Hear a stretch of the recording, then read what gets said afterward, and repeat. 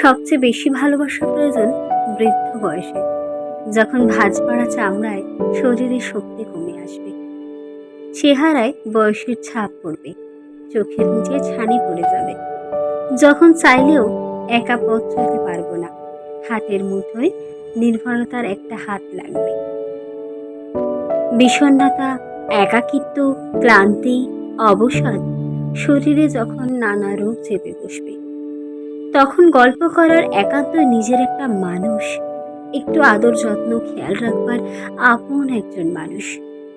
ভালোবাসাটা তো তখনই সবচেয়ে বেশি প্রয়োজন।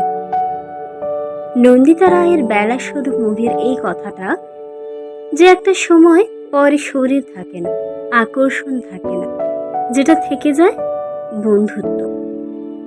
তখন শুধু বন্ধুত্বটাই থাকে, আর থাকে সারা জীবন একসাথে কাটানোর অসংখ্য সুন্দর মুহূর্ত।